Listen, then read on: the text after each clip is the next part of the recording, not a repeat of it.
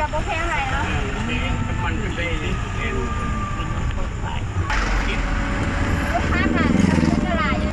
แล้วสตึกจังเขาจับป่ามันมีเวลาพวกนี้มันริมไปกินนี่เวลาแล้วพวกกินเองไปกินไปแล้วเขาคือผมก็ไปนิดนึง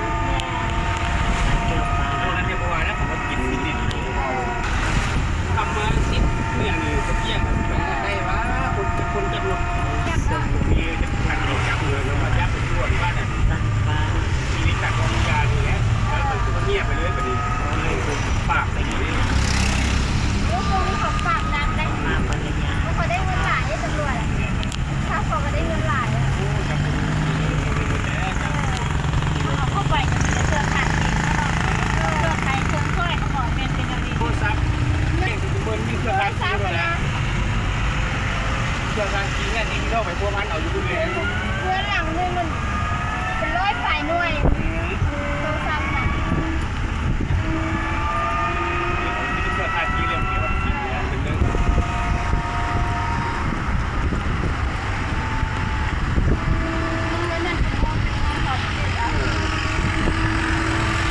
เก่งดีนะต้องโค้งโทรศัพท์คนแต่คนไปพลาดตัวเดียวแล้วเป็นสีหายแบบเลยไม่ทนกระดื้อผู้ลายเขาดีชื่อเขาเริ่มเสียบที่ผู้แล้วเงินไหลเว้ยเขาบุกกล้าบอกผมกล้าเล่าเนาะหลายคนเลยเดี๋ยวเงินแบบโมได้ไหมซิจะรีดนะเสียแบบจะมาเสือคนน้อยเนาะเสือผู้เบียดคนรวยเขาก็ซีว่าเขาก็ซีดาบางโลบางโลผู้ตัวนั้นมีเงินแบบมีคนมาคนนั้นนี่รวยเงินเลยเดี๋ยวเด็กๆเราต้องคนที่ว่าจะมาเอาไปพวกด้วยโอ้ดูตัวกูได้หรือ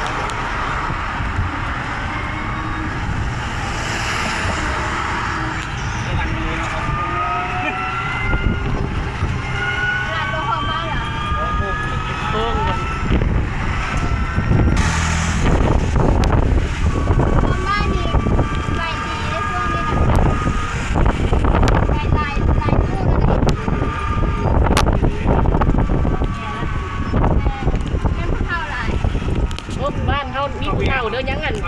งตู้แดงกับอันกับสามเบื้องนั่นไม่บอกเขาเบื้องนี้ก็ได้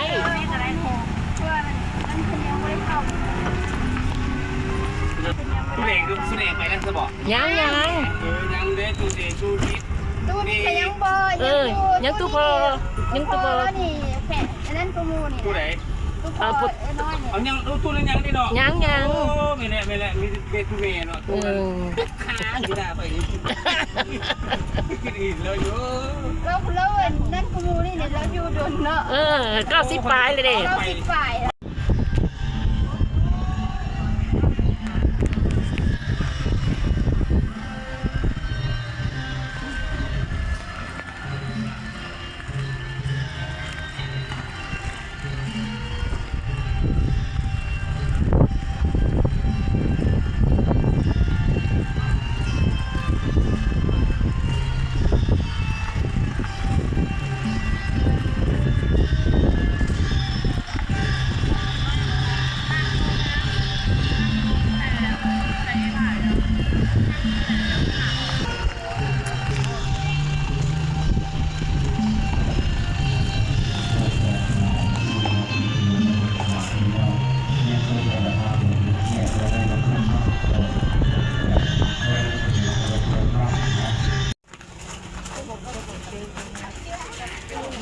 เฉพาะบรรดาแขกผู้มีเกียรติที่มาน้ำหลังเนาะส่วนมานั่งตักเด้อมี2โซนเด้อมื้อนี้เด้อโซนข้างศาลาเนาะแล้วก็โซนเบื้องเหนือยังว่างหลายตังมื้อนี้นะส่วนในบางโซนเดียวแล้วตังเต็มแล้วนั่งบ่ได้แล้วเพิ่นว่าแต่มันมี2โซนเนาะตังมื้อนี้นะโซนละศพเดียวทำอีก2 โซนเดโซนนะโซนนี้เวียน3รอบเนาะไอ้น้องเขาขึ้นสู่เตารอท่าเลย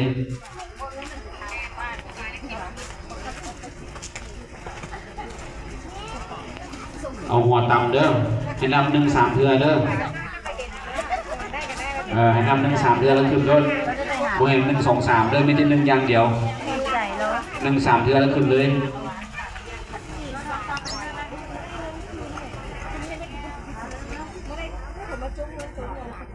เ เ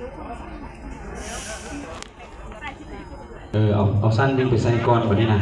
มีมสั้นดึงไปใส่ก่อนสปอร์ตจั่วบทไม้นี่ให้เขาล่างหน้าก่อนเนาะสปอร์ตจั่วบทไม้ให้จั่วใหญ่เขาก่อนจั่วน้อยน้ำหลังเด้อหลังจากแล้วจั่วแล้วจะเป็นใบขาวเนาะขึ้นล่างหน้าส้มให้จั่วบทไม้ขึ้นก่อน คนเริ่มจะทำเป็นปิดงานซึ่งงานที่เสียเปิดร้านกับปิดงาน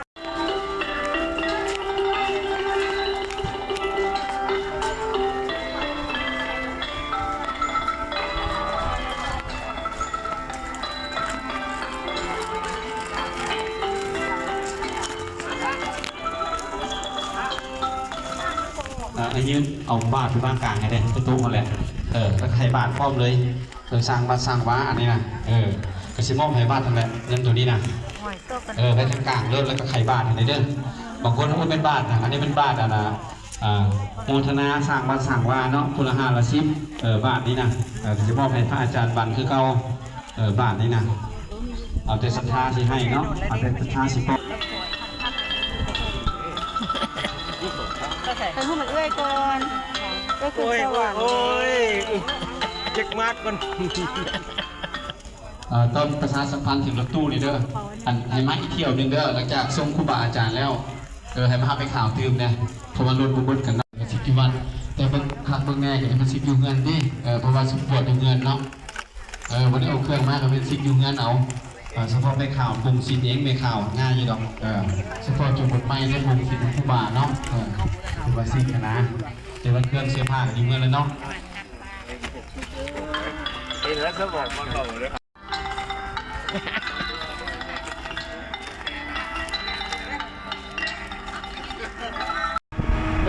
ได้คะแนนเราขึ้นได้แสน จะไปอีกบ้านพ่อป่ะ บ่ ไปสีเชียงใหม่ สีเชียงใหม่มันมีบ้านหลายบ้านพ่อก็พี่น้องไป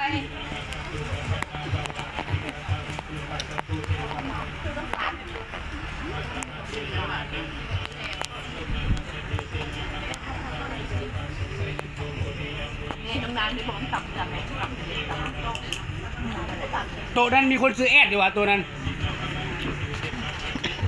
ว่านายแสนโต๊ะนั้นมีคนซื้อแอดอยู่ว่ะพี่แสนใช่ปะโอ้เข้าแล้วกูจื้อกันแล้วกูจื้อได้เลยจื้อไปได้เลย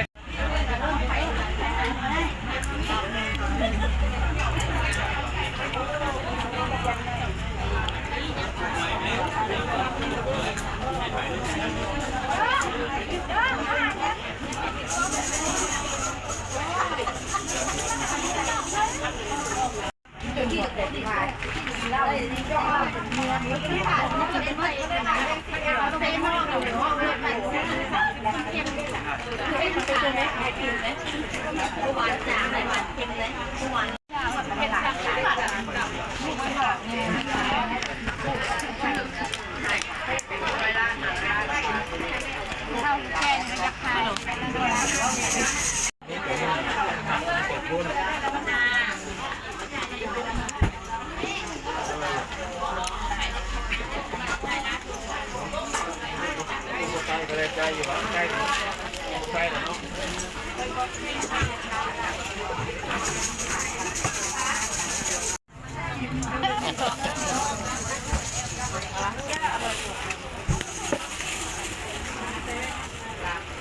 กระตาอ้อหอมกระดานนั้น